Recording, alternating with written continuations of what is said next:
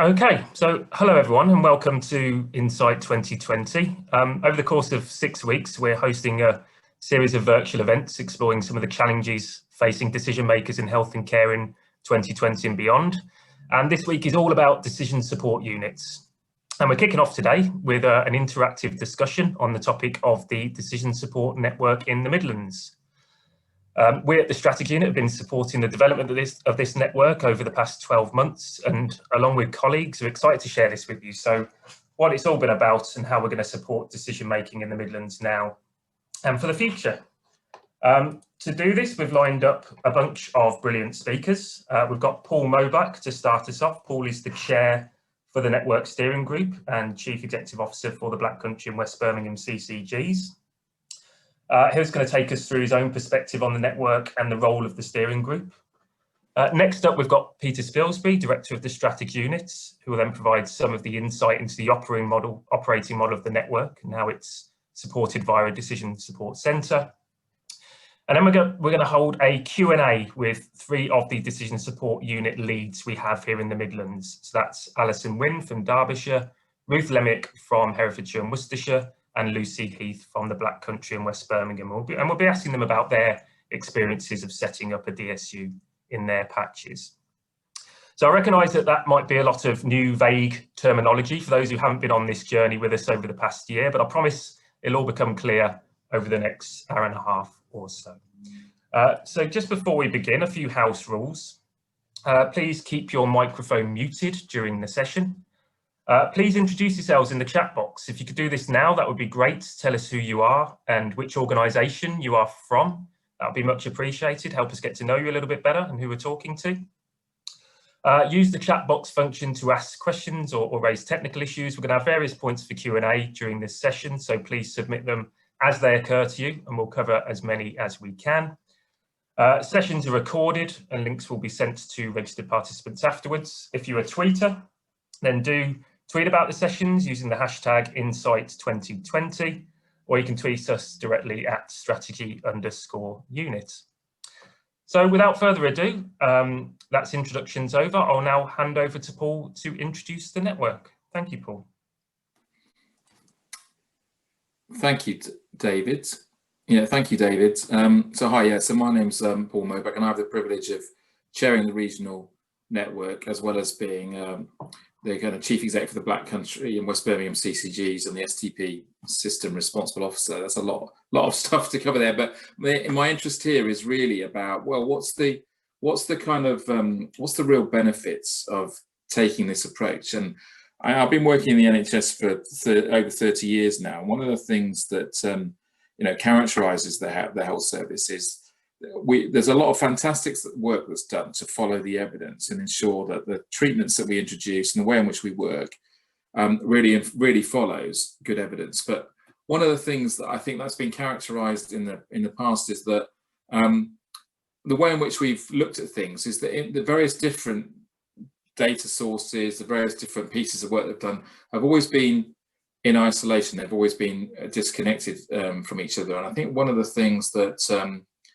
the place we're at now with the evolution of the technology that we have and the evolution of the ability to analyze big data, etc., means that I think we really are in a place now where you can properly connect the kind of more population health level work about how we're looking at what the priorities are for a whole system, right down through all the way to, but what does this mean for the individual and what does it mean for individuals or communities or families?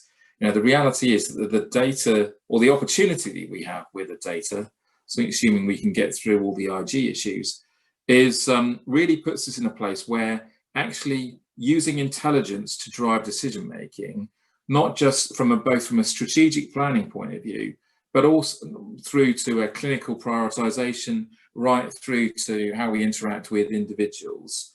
There's never been a time where I think all of that has been the potential for it to be so well connected and joined up as ever been. And I think the whole purpose of the regional network and the local decision support units is really to enable us to connect up our understanding about what the opportunities are, what the evidence is that we can put together and share the learning, but also share the skills and expertise that are required to work in this way. And I think now more than ever is really the time where clinicians, together with analysts, or even clinicians who've got analytical capabilities, consultants together with public health doctors, GPs, together with their secondary care colleagues or their public health colleagues, can really start to connect up and understand the connections between the work that they're doing and the profession for really informing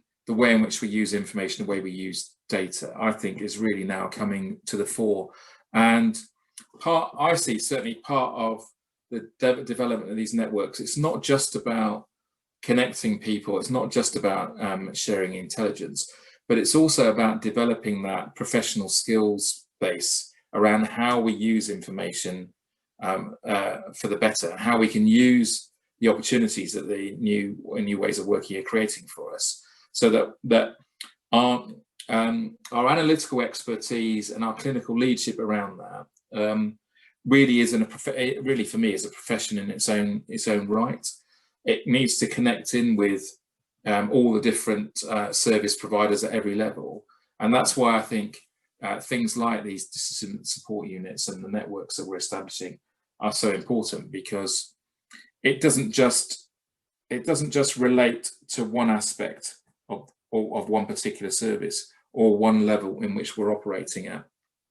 The opportunities that this creates enables us, like I said, to really connect high-level population health thinking and analytics right through down to, but what does this mean for an individual person, or how we directing the change in a particular community.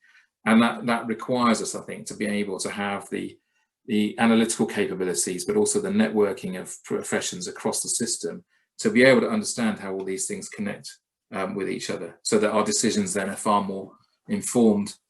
And I think we've, the current pandemic that we've been going through, really, to be honest, has highlighted more than ever how important the whole population health management approach is, and how important it is that how we make these connections together. We are seeing a significant adverse impact on our population, not just as a consequence of the direct effects of COVID, which that in itself is very palpable, but also the way in which we've had to scale back services and then try and restore them has inevitably more adversely affected some of the more proactive interventions that we do. And the inevitable downturn in the economy that will be as a consequence of COVID will have knock-on implications for health and well-being and health, issues of healthy life expectancy and population health in the community. So COVID-19 has kind of hit us and will continue to hit us on multiple levels. And it's even more important, therefore, that we find ways of understanding how we can work better together to respond to this crisis, and not just respond in terms of the treatment of individuals in the here and now, but respond to how do we deliver a better way of working, which enables us to address the inequalities in health that we have across our populations. So, and that agenda is of itself so complicated, because it's not a simple case of, well, if you provide this treatment, you get a solution. The complexity of trying to address the kind of population health needs of the population means that the only way we can do that is if it's multifaceted, multi-layered, multi-professional, and therefore the only solution to those that's going to really enable us to deliver results effectively is one that is more sophisticated, that networks people together, enables people across the whole system to share not just the challenges but the solutions in terms of how we can address these problems. So we're being, in kind of summary to it really, healthcare is, as you all know, is a complex business, and the way in which we meet the needs of individuals is becoming increasingly complicated. Our understanding of what's happening to individuals and to communities is becoming better and better, and that requires us to have a sophisticated, multi-layered multi-dimensional approach to the way in which we work with our populations. And also one size doesn't fit all, one treatment doesn't fit all. We need a way of working that really enables us to actually respond to complex problems with quite sophisticated ways of working.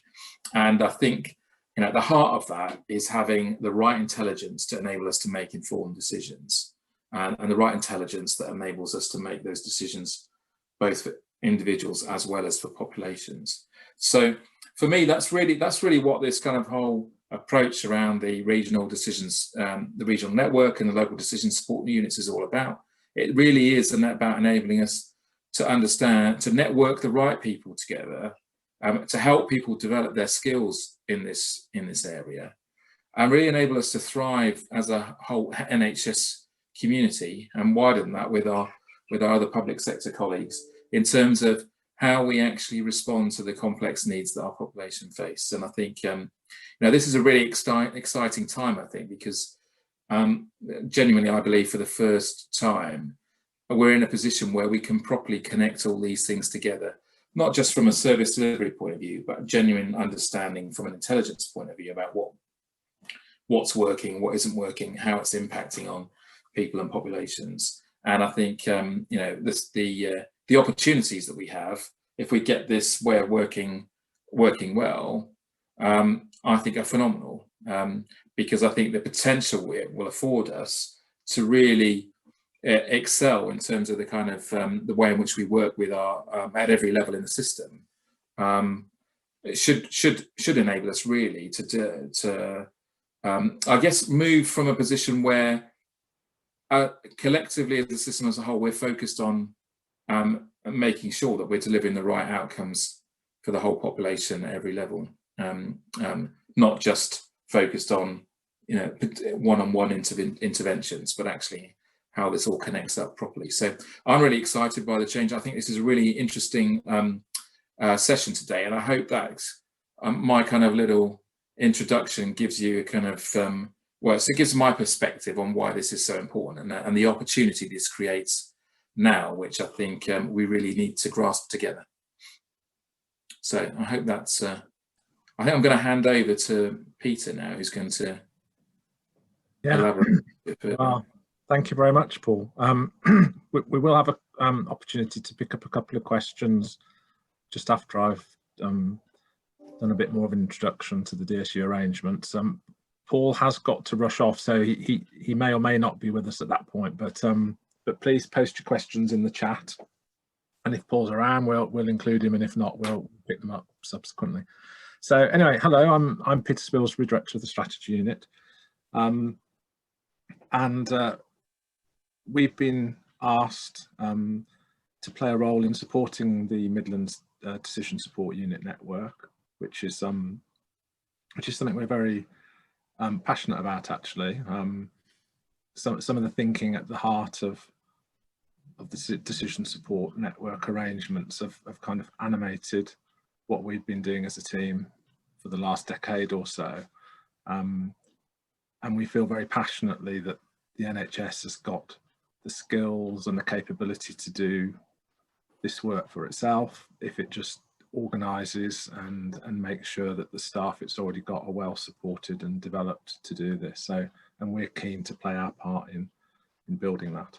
So anyway, so I'm just going to talk briefly about the role of the Decision Support Centre, which is kind of the glue for the network. But David, if you just move on to the next. Oh, lots of animations. Okay, so for those of you who are outside the Midlands region, because I see there are a number on the call, last year NHS EI in the Midlands region, along with their colleagues in public health, commissioned a development programme for the whole region in relation to population health management, and we were commissioned with a number of partners to provide that programme. And the 11 STPs or ICSs, depending on what they are, in the Midlands all participated in that programme and took through a kind of exemplar project.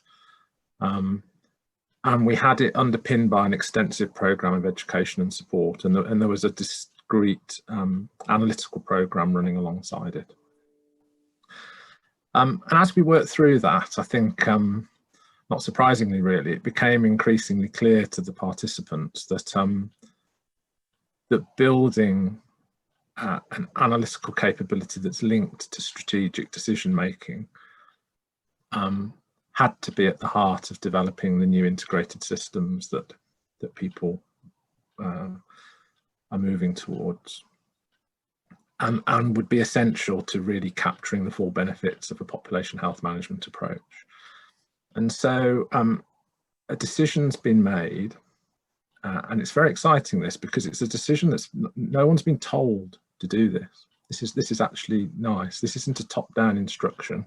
The participants in the region have decided to adopt a model where each of the STPs or ICSs will create a capability at the heart of their system that can lead on analysis, evaluation, decision-making, access to evidence. So that's about building local capability, and that these decision support units, which is the name that's been given to them, but people don't have to call them that, but that's just the name we've used generically, that these decision support units will then network across the region, but network in a very purposeful and active way. So if you move on the slide, David. So sorry, so that's just reinforcing the point that each system will create a decision support unit.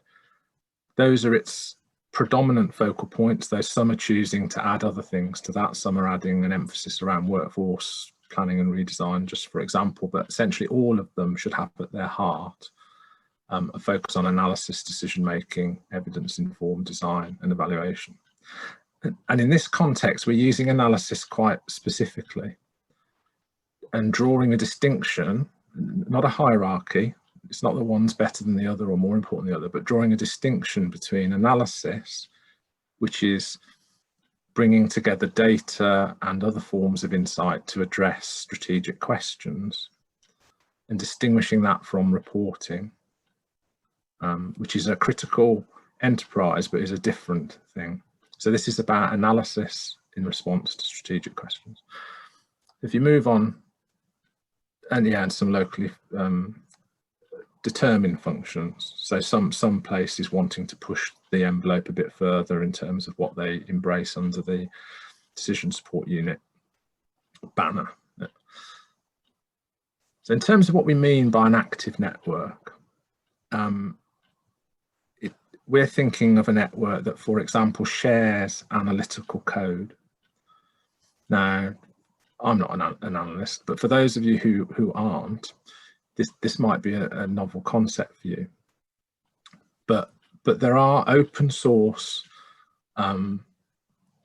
statistical software, code and so on that can be adopted and used. And if they're adopted, then it's possible to share the analysis between one place and another so that the other place can put their data through the same analysis, or they can adapt it for their own purposes. So it's an entirely transparent process that feeds what you call replicability. So I've done a piece of analysis, someone else can rerun that analysis and establish their confidence in it, for example, but it also allows an economy of scale. Place A has done a really great piece of work on iServices. They share the code with Place B. Place B can put their data through that code to replicate the analysis or adapt it. And then if they adapt it and improve it, share it back with the others. So that's a really fundamental component of this, but also sharing evidence and literature reviews. So my team quite often gets asked to do these for a particular place. Do a really interesting piece of work looking at the evidence for how, again, picking iServices as an example, what the international evidence shows are effective ways to take iServices out of hospital into the community. In this new world, any of the other places in this network who want access to that evidence review can access it through the knowledge library really easily. One-stop shop, Has anyone else in this region done anything on this? Has there been an evidence review done already? Yes, it has. Here it is, posted to you by return. But it'll also allow problem solving across the network. It'll allow us to collaborate on evaluations sometimes, and it'll allow us to collaborate on analytical projects. And then supporting it is the Decision Support Centre, which is the bit that we've been asked to do in the strategy unit. So if you move on, David.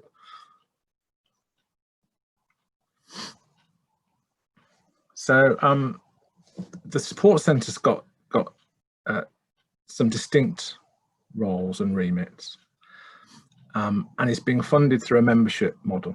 So the idea is that all the decision support units in the network contribute to sustain the funding of the network and its centre.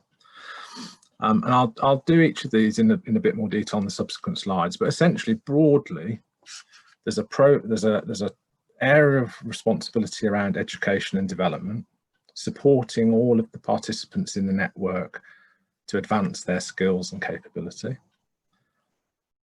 There's some limited quantity of region-wide analytical activity. So at the moment, we're talking about 2 or 3 large projects a year on behalf of the whole region. And again, I'll talk about that in a bit more in a minute. And then this knowledge exchange, a really active knowledge library at the heart of this network. And then a few other things that it will do. It'll do some research and development around new methods, for example, if the network wants it. What's the most effective way to forecast likely level of emergency activity in 5 years' time to underpin certain types of contract? But that's the kind of question where you could actually say we want some people to do some work looking at alternative options for this to see whether we can adopt a best in practice way of tackling that particular question. And then also building partnerships locally, nationally, internationally potentially, and drawing in some investment to the region. So we've already secured £100,000, for example, from NHS England nationally to support one of the projects that's underway. And actually, there's at least 3 large-scale research proposals currently submitted to the NIHR, which cite the decision support network as part of their promulgation arrangements. So potentially also getting involved in supporting the research effort in some instances. So press on, David. So in terms of each of these things, so the educational programme, the lead for that is Professor Mohammed, who's a member of the strategy unit, but will be certainly known to analysts across the country for his work in running the NHS-R Academy, funded by the Health Foundation. And the focus of this educational programme will evolve, obviously, and will be formed by the needs and the priorities of members. And it will deal with technical and social competencies associated with delivering a DSU. So it's getting rolling at the moment. So there's some targeted programs with learning sets running over a kind of 12-month period. So we're just starting the one around the use of system dynamics modelling to support health decision making, but we've also got programs lined up on quasi-experimental methodologies. It sounds a bit esoteric, but actually if you're wanting to try to understand whether the changes you're making are really working and you don't have the opportunity to run a random control trial, then you do need to understand some of these methods potentially, or at least their potential in order to really understand whether your initiatives are working. But we're also going to be running a program around leadership development for analysts, because we are convinced that the most effective analytical leadership comes from people who are analytically skilled themselves.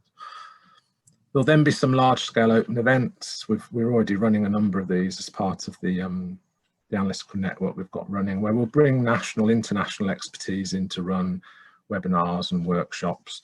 And you'll see examples of that throughout this Insight 2020 festival as well.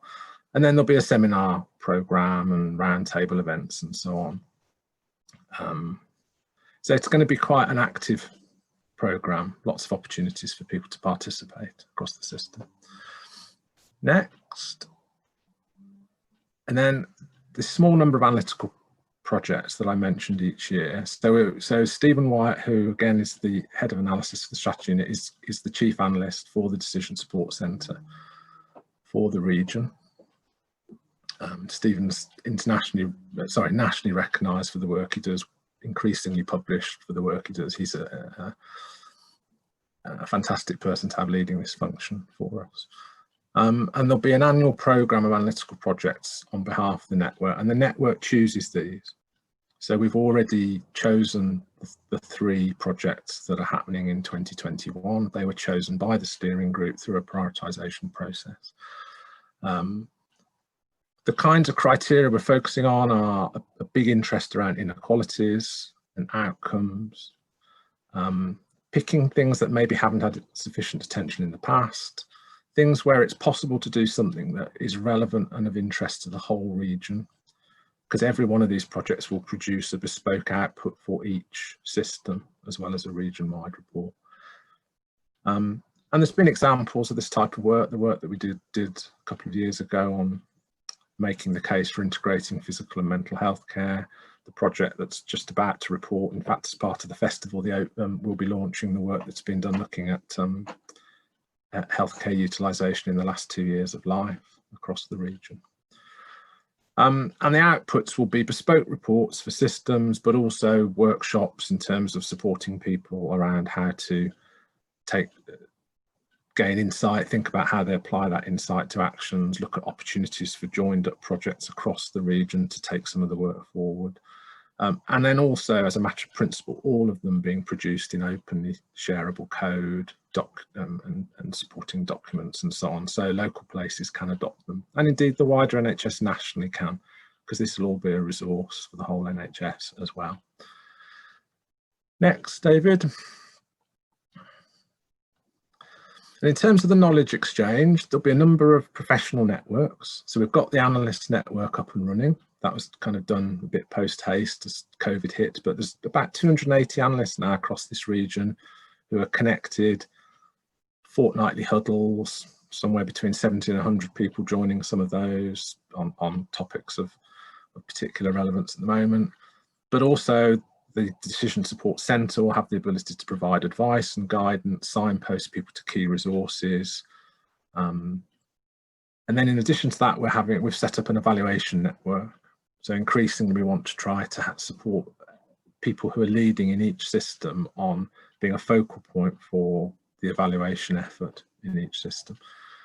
There'll be guidance and tools. So we'll be developing a set of principles for the analytical arrangements to make it as easy as possible to share analysis in the way I've described. There's a strategic decision toolbox that we're developing. If you're facing this type of problem, what types of method might support you and your system in making an effective decision, and we'll be launching that toolbox later on in the festival. We've just produced, and again it'll be launched as part of the festival, a guide to designing and delivering high quality evaluation. And then there'll be a searchable repository of quality assured outputs that are produced within this network. So every time a project's done within the network that meets those criteria, then it'll go into that knowledge library and be accessible to anybody else across the network as a matter of routine. And that will build up a repository around methods and supporting materials and so on. And there will be a regular programme of evidence summaries produced to support the network's priorities. Okay, and then finally, from me, for now anyway, so there's a website that we've just started for the Decision Support Centre. It's new, so it's not stuffed with content yet, but you'll see the structure and the content starting to go into it.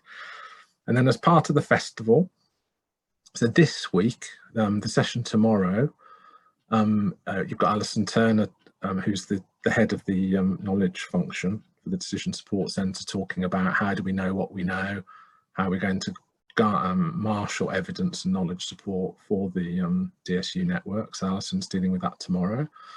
On Wednesday, we've got Paul Mason, who's heading the evaluation function for the Decision Support Centre, talking about the evaluation network and launching the evaluation guide that I just mentioned, which is it's a really great resource, actually, full of well, just good wisdom about how to undertake evaluation, but lots of really useful links to supporting materials and so on. And there'll be a training programme built up to support people in local systems in implementing that.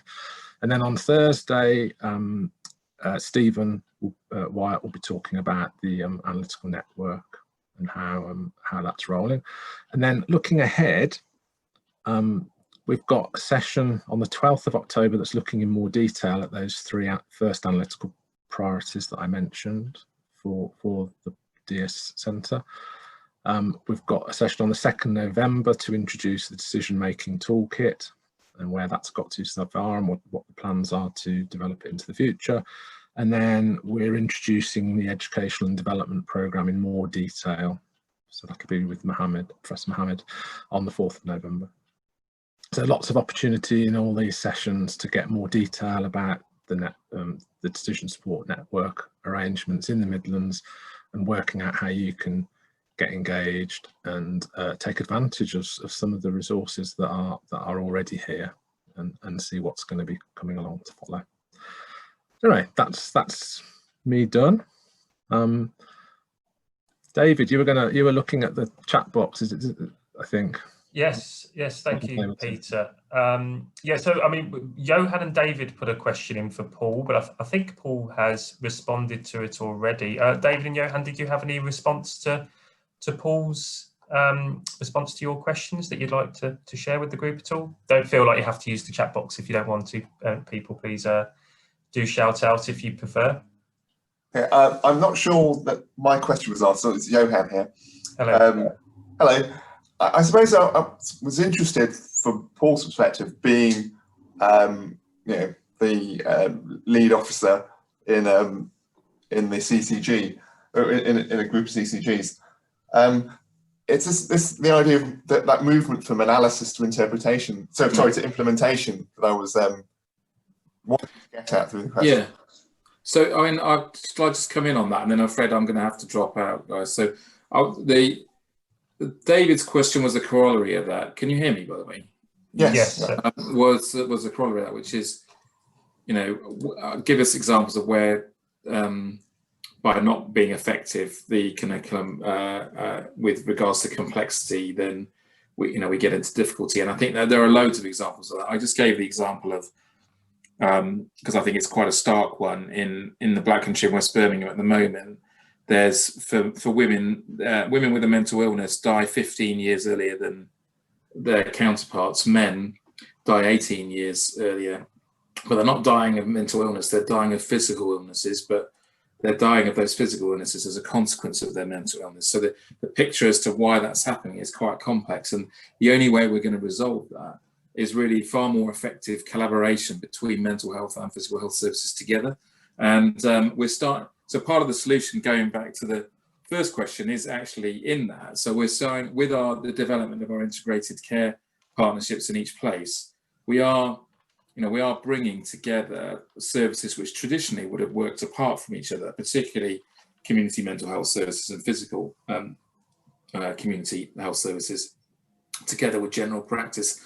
And I do think that part of the answer to some of these complex problems is that actually we need to make it as easy as possible for our frontline staff to work effectively together, and that does require us to put people together so that they can take a shared responsibility for patients together, rather than necessarily working in separate silos. I mean, so and we are starting to see, I think, real positive benefits out of that kind of working. Certainly, the experience that's being reported back by patients is one where they're saying, well, they can see if the care is far more better coordinated and joined up, then certainly their experience, the quality of their experience is substantially greater. Whether that's resulting in improved outcomes or not, I think that's that's something that takes time, I think to see through. So, that's just kind of one example. I'll just give you another example just briefly though, which is that Now, one of the things that I've been a attender of health and wellbeing boards for a very long time now, and one of the consistent themes in those health and wellbeing boards is, and rightly so, is issues around healthy life expectancy and how do we address that, and recognizing from a public health perspective that actually the wider determinants of health, housing, social care, education, are really some of the bigger factors that are going to affect that. But what we're able to do now is we are now able to take those kind of concepts and drill down through the population data that we have to see, well, where is this really presenting as a problem? And we can identify now communities and families where you've got a kind of repetitive cycle of inequality and poor life expectancy that gets repeated in through the generations. And there are different pilots going on in different parts of our system, trying out new ways of engagement, new ways of working, not just in the health service, but with system partners, to see if we can tackle some of these issues. And I think one of the really powerful things about the data is it's enabling us to see and make that connection between what we know is right in theory, which is the kind of the wider public health messages, but actually see who's being affected by that and who isn't, who's responding to it and who isn't. And therefore, really, I think being able to will lead us certainly to far more ability to personalize the health service more, and I think the way in which we're probably going to be able to best respond to some of the challenges we face is to take those concepts that we can see being borne out in the population, but find ways of translating it through to actually quite personal interventions or interactions with people in order to try and address those issues. So we're at the early stages of that, I think, but I think the opportunity is huge. I think it would be useful perhaps to include analysts perhaps in the evaluation, or as you should do. Pieces of work. Yeah, we absolutely should do. I think we need to get into one of the reasons for having these the networks, as Peter's described them, is because we need to get into the business of constantly evaluating what we do and actually saying, is this working or isn't it? And if it isn't, when I was involved in the Dudley MCP Vanguard, something you may know, some time ago, and several years ago, and part of that process was to evaluate what we were doing. And one of the fascinating things about that work is that the hardest decisions that we had to make was making the decision to acknowledge that something wasn't working and then change it or stop it. Because I think we're very good at setting up things. We're very good at trying out new ideas.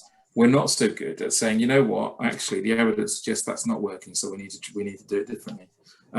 So getting into a way of working where evaluating what we are doing constantly is a central part of what we do, I think is fundamental if we're really going to be able to make real progress.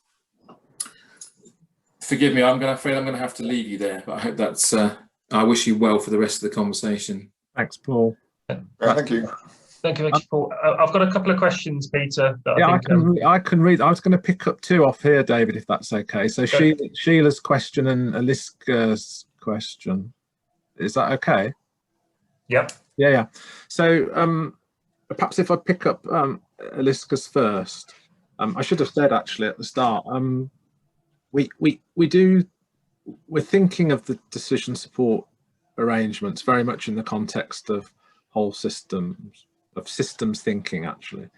And so from the beginning, we've been working with our colleagues in local government in particular to try to think from the start about how can these arrangements be as relevant to them as they are to health service colleagues, and how can we use them jointly to further our shared objectives to improve health and well-being. So as a sort of practical demonstration on the public health side of things, we've got two colleagues from the from Public Health England who've been seconded in to work with us in the Decision Support Centre. So Janine and Gareth, who I think are probably both on this session, are have joined us in the last few weeks to do that over the next couple of years. But also we have been working with colleagues in ADAS and the Local Government Association, and at the moment focusing on trying to find some practical opportunities to test for each other that working together is beneficial. So and actually we've got two joint bids in at the moment between the Decision Support Centre and West Midlands ADAS, it is in this instance. One of which is looking at, we don't know whether they'll be supported, we hope they will, but one of them is to try to get funding to develop a system dynamics model of the residential and domiciliary care sector and its interaction with health service, community services, but also critically the interaction of its workforce with the wider economy. So that's one joint project, and then so that's a kind of example of how we're trying to think holistically from the beginning and trying to think about how we draw in other sources of data and so on. And then in terms of Sheila's question, is the Midlands unique? It's not just the West Midlands, Sheila, this is the Midlands region, so this stretches from, it's a unique health service region, the Midlands, so it stretches from Lincolnshire across to Shropshire and down to Hereford, and it's that area. I don't know whether it's unique. So we know we're doing this because this region's decided and the partners within it have decided this is a good way to go. We know there's some interest from other places. So certainly interest nationally in it as a model. So it's being watched with interest, and some practical support, some financial support's been put in for particular projects from Mingtang, for example, in relation to that. And certainly 2 or 3 other regions have talked to us about this. But I mean, because I'm so caught up in the logic of it, I can't quite imagine what you'd do if you didn't do this, to be honest. I can't imagine how an integrated system could operate without this kind of intelligence at its heart, however it chooses to organise that. The benefits of networking, I mean, as Muir Gray says, the 21st century is the century of networking. I mean, and I believe as a matter of principle that the health service should only commission analysis that's replicable. We should just refuse to buy analytical support from organisations that don't make available the code, don't make available the methods and the data. I mean, it's nonsense. Public money should only be invested in activity that leads to increased knowledge and learning for the public sector. So I kind of think it's obvious. So it might well be that other regions start to develop something like this, and if they did, I think that would be great. And for me personally, I could imagine a future where there were 7 regions doing something like this, and the 7 also chose to network. Then we'd have something very powerful, I think. But that isn't the purpose at the beginning. This is something we're doing, and we're interested to connect with other people in other regions trying to do things that are similar. So David, I think I've taken too much time anyway, so is this the point to pass back to you and for you to then do the next part of the session? And thank you to Peter and Paul for taking us through the Decision Support Network and Centre. So for the second half of this session, we're very fortunate to have been joined by a couple of our DSU leads. I don't think Alison Wynne has been able to join us. She did message me earlier saying that there were some pressures for her at the moment. But Alison is the Assistant Director of Public Health at Derbyshire City Council and is the lead for the Derbyshire DSU. But we have with us in the room Ruth Limiak, Director of Strategy and Transformation for Herefordshire and Worcestershire CCG, and Lucy Heath, the Academy Director for Healthier Futures, Black Country and West Birmingham, who are both the DSU leads for their areas. So welcome, Lucy and Ruth. Are you able to hear me? Are you able to? Yep. Yes. Wonderful. Well, thank you very much for joining us. Again, as with earlier, everyone on the call, if you do want to ask questions, please put them in the chat box or save them for the end. We'll have a bit of a chance for Q&A afterwards. But do you mind, Lucy, should we start with you? Do you mind if you just introduce yourself? I'm sure you could do a better job than I, and what a DSU looks like for you in the Black Country and West Birmingham. So hi, I'm Lucy Heath. So I'm the Academy Director in the Black Country in West Birmingham. We've only just recently started, so I was appointed at the beginning of August. So yes, month 3 now, that's quite scary. And at the moment, I don't have a team, so it is a developing entity, and hopefully by early next year, I'll have a small team of about 8 people working on the Academy. It is about trying to find population health capacity, innovation, and workforce transformation capacity across the system.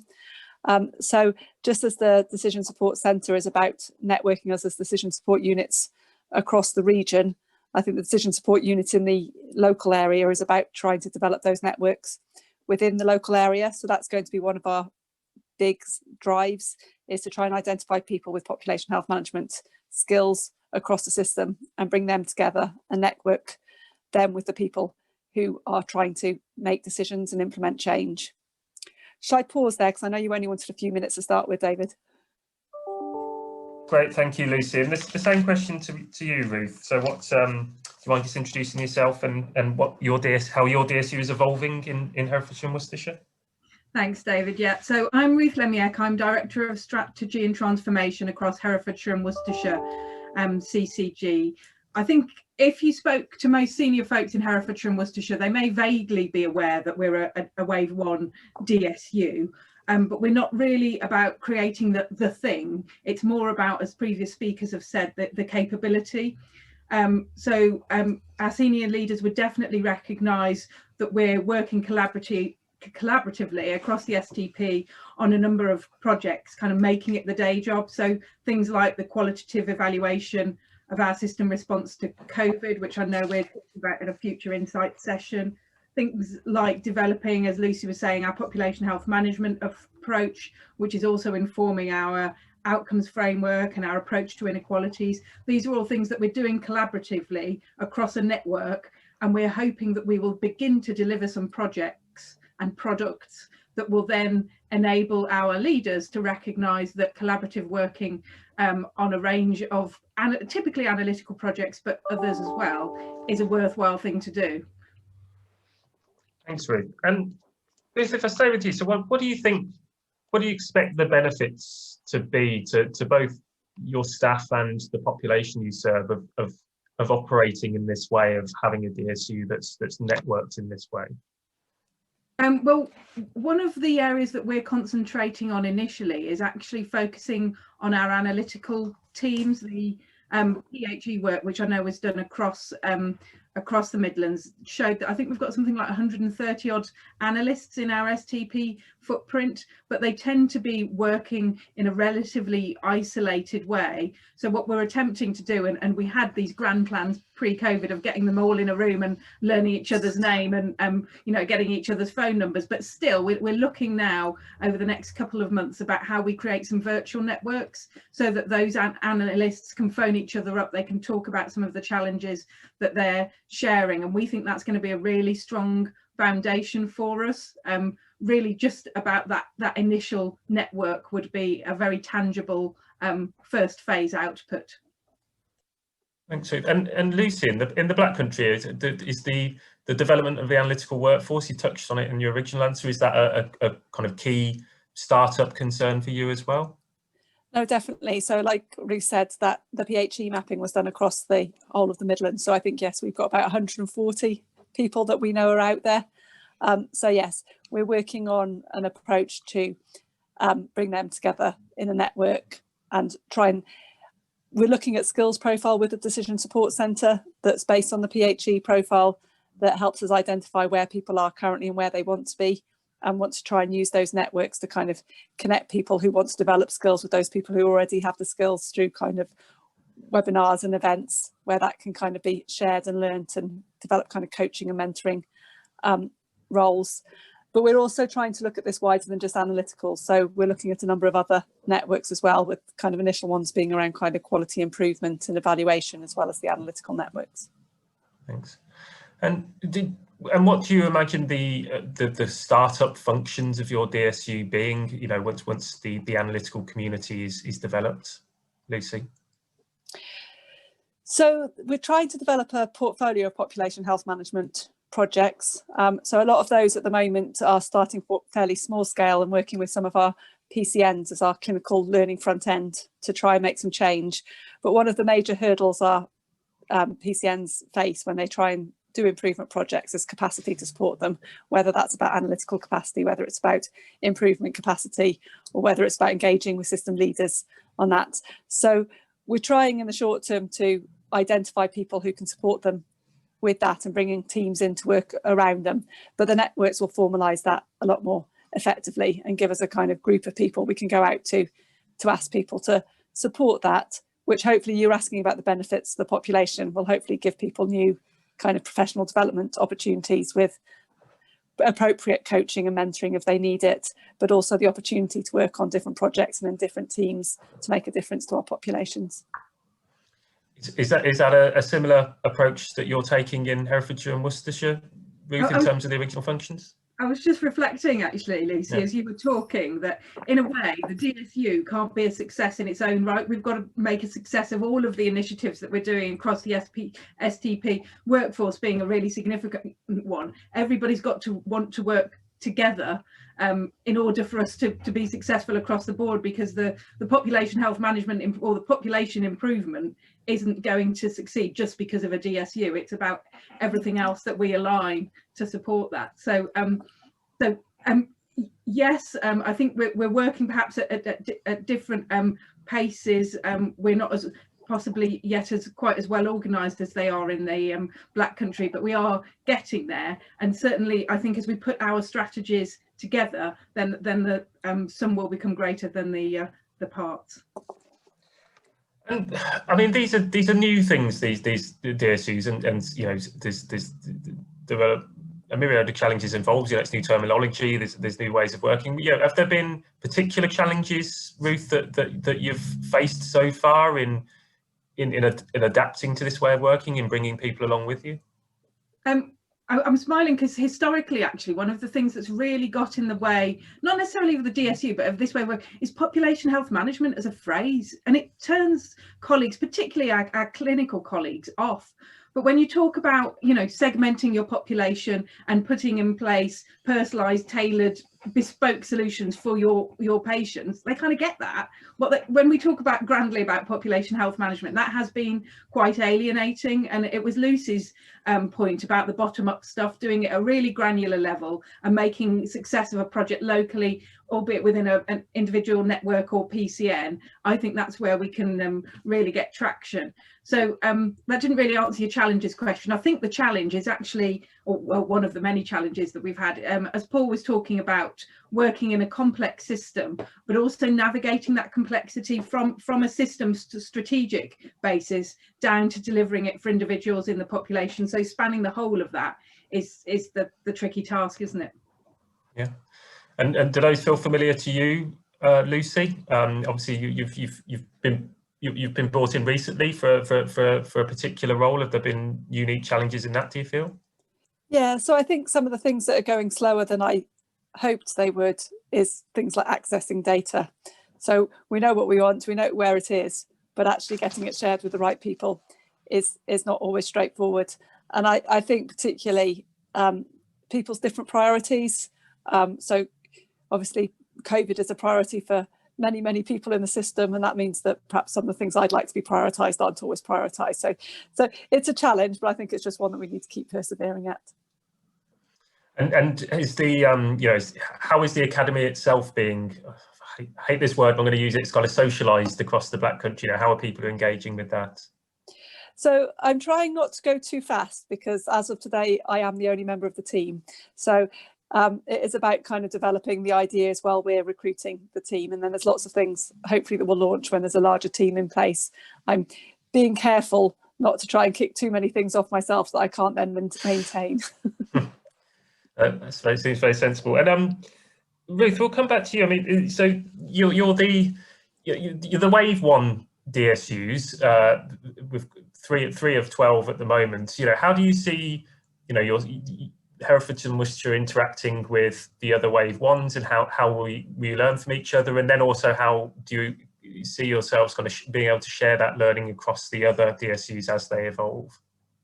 Yeah, so totally support Peter's point previously. If we're spending public money, then we should be able to share the learning from that as an absolute minimum. So I think the DSU network is enabling us to do that already across the whole region. We're sharing ideas, and Peter also referenced the population health management work that we've done over the last year. And as Lucy was just talking about the data sharing, I know colleagues in Birmingham will really feel that pain. So I think a year of hell around trying to get the data sharing sorted.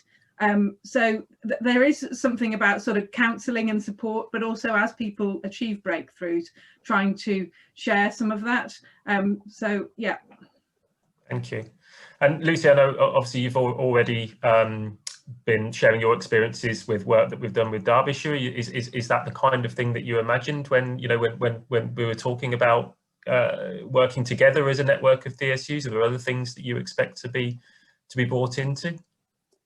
So I think having the decision support centre there as people that you can kind of try ideas out on and test things is really good, but also the opportunity when you do come up with an idea of thinking about whether that idea just needs to be limited to your local place, or it's something we can develop, either testing out in one area and thinking about whether we can roll it out further, or whether it's something we can just develop for everyone at the same time. And I know there's small things, but I'm thinking about things like the skills profiles that we've been looking at. If it works in the Black Country, that will be available to everybody to use. And there's no point us all doing it 11 times individually. And I think this gives us the opportunity to do that. Do you have a feeling for, Lucy, how much of this is, how much of what you're doing is replicable and can be tailored elsewhere, or are there elements of it that you think are unique to the Black Country and that's why you're doing them?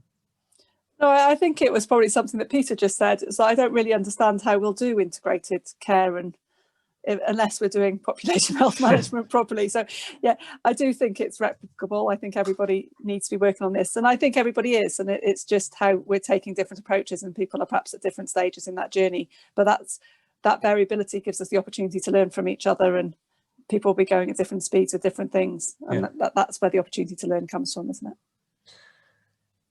And Ruth, how are you drawing on the DSC offer at the moment in Herefordshire and Worcestershire, and how do you see yourselves drawing on that in the future? Well, as I mentioned, we've done a relatively significant piece of evaluation, learning how our system response worked through COVID. So that's probably going to be our first product, which will be coming out over the next few months, which we've had tremendous support from the DSU Centre on that.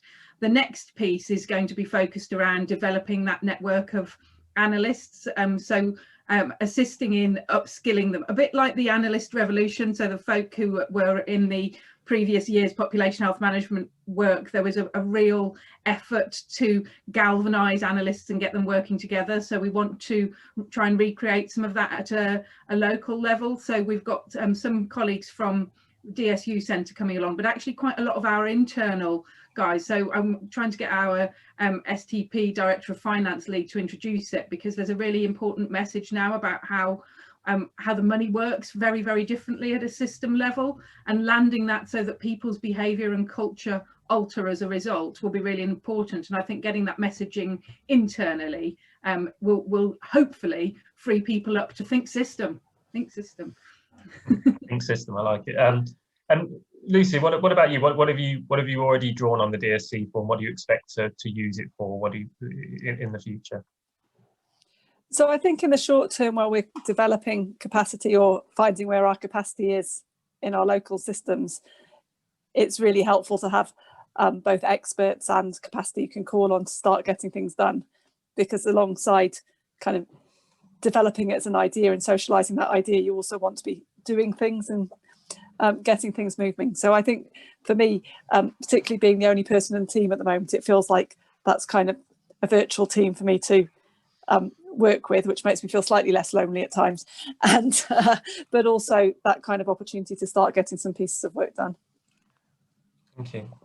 And last question for me before we open it up to the floor. I've been just checking out the chat box. It's mostly got support for your comments that you've made so far. So they're not being very hard on you at the moment. So agreeing with what you've said. So please feel free to add some questions into there. But I wanted to ask you what again, you're the trailblazers, the pilots, the wave ones. What advice would you give to others who are trying to develop a DSU in their own patches? Who do you want to go first? Oh, sorry, I do apologise. Lucy, you're on my screen, so we'll go to you first.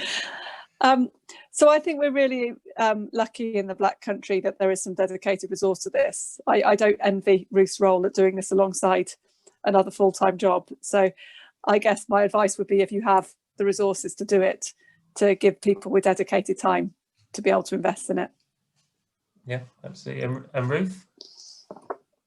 Yeah, so again, and not advice, but how we're approaching it is really trying to demonstrate the benefits of collaborative working across organisations, really genuinely delivering on a small number of projects, so that kind of DSU becomes the way we do things around here, rather than something special, different, another layer. Thank you. Right, so we're going to open it up to the floor. Any questions for Ruth or Lucy? Feel free to shout them out as well if you prefer, and not to use the chat box. Does anyone from the meeting have a question for Ruth or Lucy?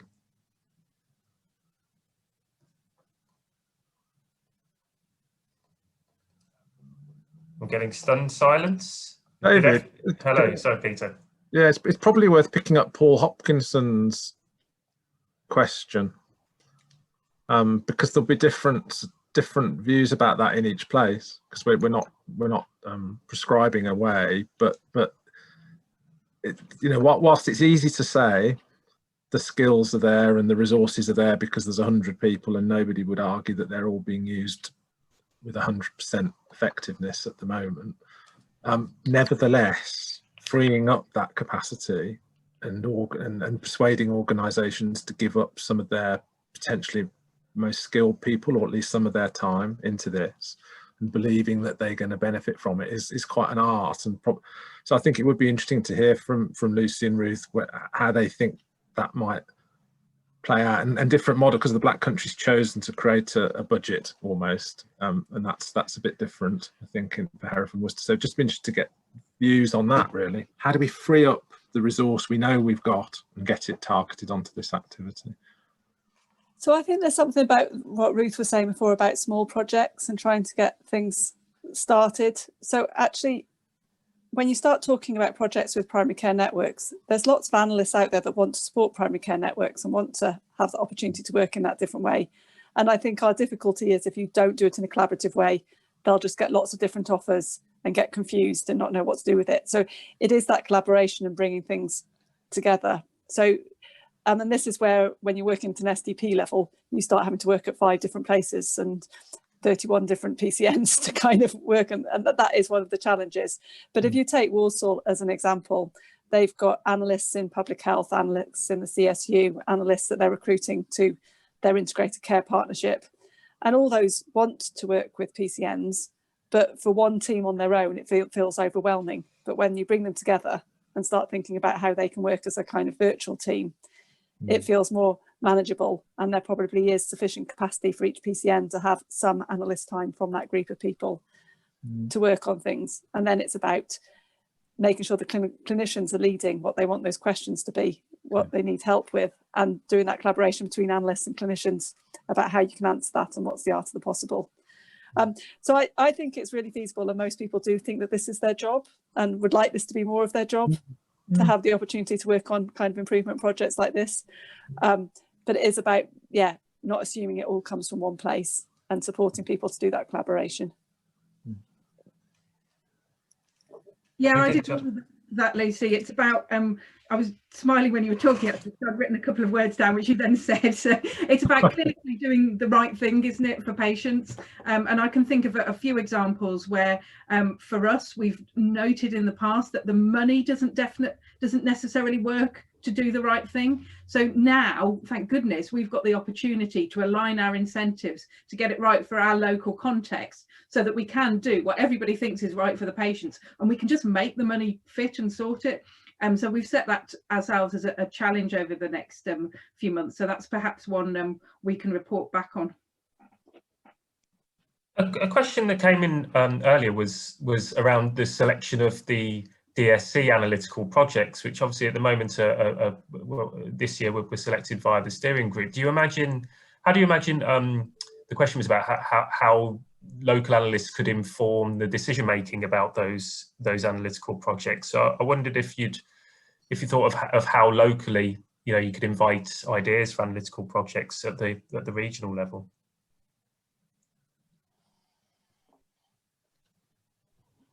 Lucy, what do you think? I guess I'm thinking it's probably just about sharing what you're doing locally, and then the regional priorities will come out when we've got similarities between places. Mm-hmm. We've done a phase one of the piece of work around wide determinants of health, but again, you're kind of going, there will be things that we've found out specific to the Black Country, but they'll be very generalizable to everyone else. And yeah, just thinking about things like outcome frameworks. If we are all coming up with outcome frameworks and we're coming up with new indicators which really measure what matters, but we've got no benchmark because nobody else is collecting the same indicators, that wouldn't be as valuable as if we can develop these things together. So I think it's probably just keep on sharing what we're working on locally so that we can find out where there's duplication, and where there's duplication, come together and work on it more as a region. Thank you, Lucy. And we've had another question come in from Dylan. So Dylan's reflected on our work recently that we focus our analytical outputs normally on quality and performance, but translating this into financial benefits may speak more to the language of decision makers or budget holders. I think this seems alien as an analyst, as it seems crude or distasteful. But I wonder if others feel this is necessary to open doors to bring some of the allies we need on board. So Ruth, what do you think to Dylan's comment? 100% open the doors, bring in the allies who may not initially be allies, but I think it's Lucy's point about making sure that we're doing what's clinically the right thing for patients and our population. I think all of these initiatives have at the very least got to wash their own face, but we know, don't we, that a lot of the prevention work isn't expensive. It's actually quite local and low cost and low resource, but it's actually the alignment of those pieces that are going to make the difference for us. So yes, think about bed savings, but then longer term reductions in presentation of long-term health conditions are going to take us longer to achieve. So we do need a whole system approach to how we achieve those.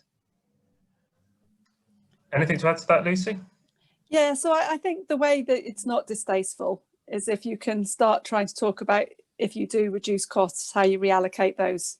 So it's going towards something that clinically is important or is important to the population. So that's how I kind of justify in my head that it's really important to look at bed days or reducing non-elective activity. I think we know if there's a pathway that uses less non-elective activity than another, then it's probably a higher quality pathway, because we don't want people. So as an ultimate goal, I think it's important, and therefore kind of overcomes the, if you think it's distasteful. David, can I just add something to that as well? You can. So, I mean, certainly when we do the regional analyses, and part of the sort of training program will be to try to support analysts to be comfortable in more of an economic type of analysis. And I mean that on a broad basis as well. So, you know, we're starting to do work in the strategy unit now where we're trying to understand the interaction between health service activity and the wider economy.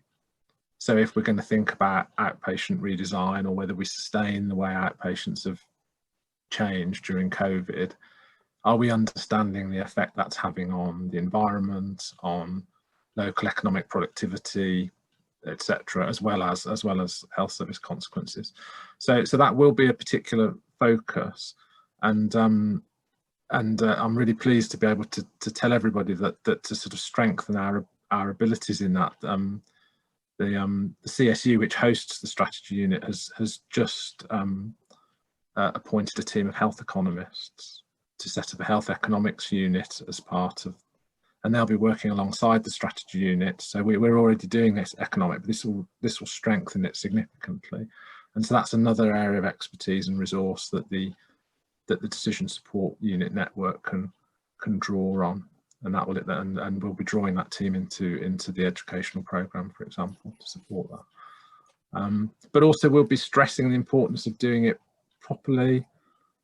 You know, the health service is riddled with plans that promised reductions in activity that were never secured, and frankly the plans were fanciful at best. So we're going to try to instill a kind of discipline in how this work's done, so that if that is what we think we're going to achieve, we've got a really good logic model to underpin it, and we're really clear, we've got robust analytical methods to understand whether we're achieving it or not. So trying to establish that culture will be an important part, I think. Thank you, Peter. And we've got a question for Ruth and Lucy from Sarah. So Ruth, how about we come to you first on this one? Do you plan to have patient leaders involved in the work that you are or will be doing? So this is one of our kind of standard STP work streams that we're so we would always plan to involve patients in all of our STP work streams. Haven't quite figured out how we do it for this one yet, and it might be that we do it when we pick up individual interventions, but in short, yes. There's before we move on, I mean, there's one around about also the Health and Wellbeing Board, how priorities will be informed by them. Is that Oh, I can. That was nice and easy. We had our Health and Wellbeing Board last week, so the Health and Wellbeing Board strategy refresh is fundamentally linked to understanding the health needs of our population, obviously through the JSNA. So we're kind of working hand in glove on that around inequalities, etc. And actually, Peter mentioned before the economic impacts, and it slightly predated the DSU, but the strategy unit has produced for Herefordshire and Worcestershire a really powerful economic impact report. We can probably send a copy or a link or something out, Peter. I don't know if it's on your website yet, which we took to our Health and Wellbeing Board, which demonstrated the economic impact of our health and care system, and how much we can really begin to influence some of that as anchor institutions across health and social care. And that landed really well with our Health and Wellbeing Board, as we're talking about the wider determinants of health and really impacting on health outcomes. Lucy, what about in the Black Country? So we've got some funding coming to support health inequalities, and we're planning on using that to develop an approach around peer researchers, so supporting communities to create their own intelligence that will then help inform decision making.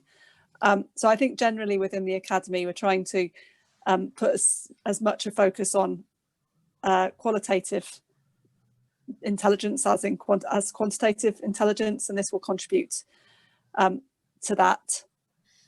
Sorry, there was a second part to your question, which the Health and Wellbeing Boards and patient leaders was the two groups that were. Yeah, so the Health and Wellbeing Boards, I think we've got a lot more work to do on that. From what Ruth's saying, it sounds like there might be one, but we have 5 Health and Wellbeing Boards we need to work with. But we're just about to develop a Health Inequalities and Prevention Board, and we plan to invite our Health and Wellbeing Board to have a representative on that. So I'm hoping that will kind of start things moving forward. And the piece of work that we've just done with the strategy unit around wider determinants, and it'll be interesting to share that with Ruth and see how similar it is to what you've done around economic impact. But that's one of the things we're planning on taking to our Health and Wellbeing Boards to open that conversation as well. So I hope it goes down as well with our Health and Wellbeing Boards as the economic impact did in Hereford and Worcestershire. And David, can I just mention one thing? Am I allowed, or am I butting in? I'm not sure about it. Just on this thing about involving patients and the public. Another one of the things we're keen to find opportunities to explore and exemplify really through the network is ways of understanding public perceptions on trade-offs through more sort of statistically robust work with the public. So we've got one project that we're hoping to hear this week, actually, whether it's been supported, but it's working with our partners Ipsos Mori to do this thing called, part of it will involve what's called conjoint analysis, where you work with a statistically representative panel of the public, and you take them through a series of varied choices which you can use to elicit their kind of the way in which they rank, the way in which they deal with risks. So in this instance, we're doing it to look at public attitudes to being referred for elective treatment in the light of COVID. But as a method, it's got potential in all sorts of areas to better understand at a robust kind of research level what your local public, how their choices actually stack up in a real world context. So that, again, that method, we will be bringing that method into the educational programme for the network so that local teams can get more familiar with it and think about how to use it. Thank you, Peter. We've got just a couple of minutes if anyone does have a last minute question that they'd like to put to Ruth or Lucy, or Peter indeed. You've got for the time it takes me to share my screen again to put a question in the box. So here we go, which is about half an hour normally. Okay, so, well, Ruth and Lucy, thanks so much for giving up your time to come and speak with us this afternoon. That's been really illuminating. We're still trying to figure out how to say thanks to our speakers. At the moment, we're doing the silent hand clap. So if anyone wants to join me, if you want to turn your videos on, and we can give a silent hand clap for Ruth and Lucy. Thank you very much. Thank you very much. Ruth and Lucy, it's great to see you. Right, so just before we close, I'd like to thank all of our speakers today.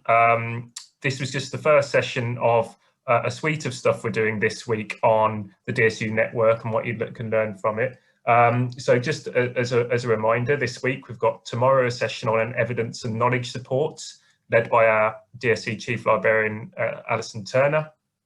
On Wednesday, we've got a session on our evaluation network, and that will include the Decision Support Centre Evaluation Guide that our evaluation lead, Paul Mason, has developed. So if you're involved in evaluation or have colleagues who are, really useful session. We're looking on Thursday at developing the network of analysts in the Midlands that Peter touched on earlier in his presentation. And we're also doing on Thursday a session on developing your analytical workforce with our Public Health England colleagues, thinking about the work they've done in that already. And then finally on Friday, a really interesting panel debate on what's next for this way of working for decision support units. And we've got some really interesting speakers from throughout the week coming to talk to us about that. If you haven't registered already, then there's the links below. Otherwise, we hope to see you at some more of those sessions this week. Thank you very much for coming today. And that's it from us today. Goodbye.